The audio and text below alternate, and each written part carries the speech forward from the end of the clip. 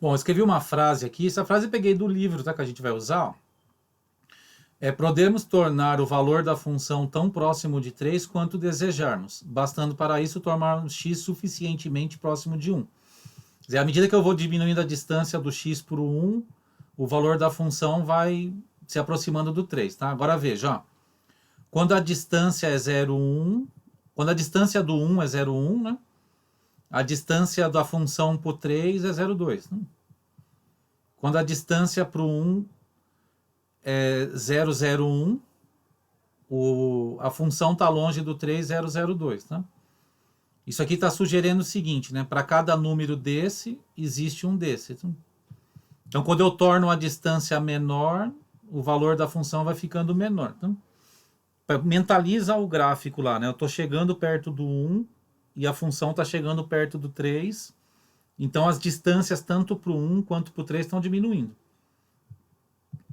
Vamos ver se eu escrevi direito agora aqui. Ó. Então, para aproximar f de x de 3, que é o limite, quer dizer, aquilo vai chegando perto do 3, existe sempre um número, na verdade, um par de números, que evidencia esse fato, que chamaremos de epsilon e delta.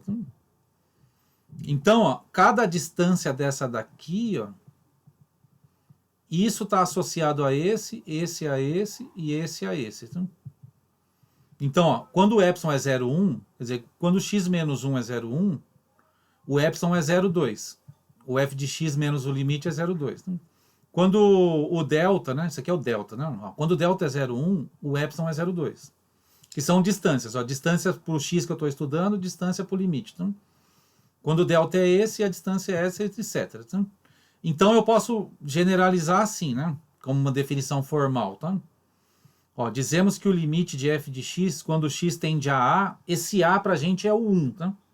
É L, esse L para a gente é o 3.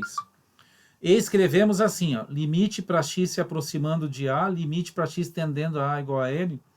Se para todo epsilon maior que 0, ó, porque se para toda a distância do limite existia um delta maior que 0, então tá vendo que para toda a distância do 3 existe uma distância para o 1, tal que a distância entre x e a, tá? Porque o módulo quer dizer distância, lembra dessa aula nossa da primeira série, não?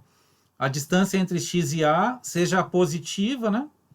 Quer dizer, não pode ser a, então, né? Maior que 0, então o x não é a, né? É positiva e menor que o número epsilon, tá? Quando essa distância estiver entre 0 e algum número desse, o f de x menos o limite, que é a distância do limite para o f de x, pode ser menor que o epsilon, tá? Então, intuitivamente, né?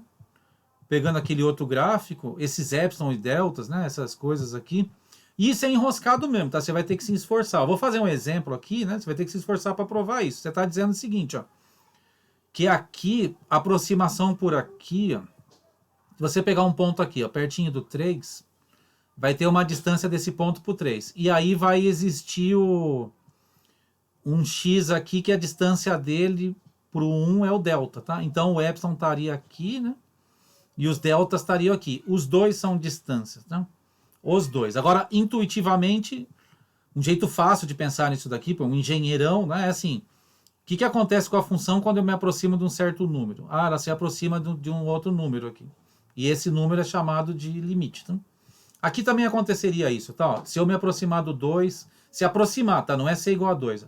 Se eu me aproximar do 2, tanto por valores menores que 2, quanto que para valores maiores que 2, a função dá 5. Então, eu digo que o limite para x tendendo a 2 é igual a 5, porque os limites laterais, né? O que é limite lateral, né? Isso aqui é o limite lateral, porque é antes do 1. Esse daqui é outro limite lateral. Intuitivamente, essa é a ideia. Bom, eu vou fazer um exemplo com vocês.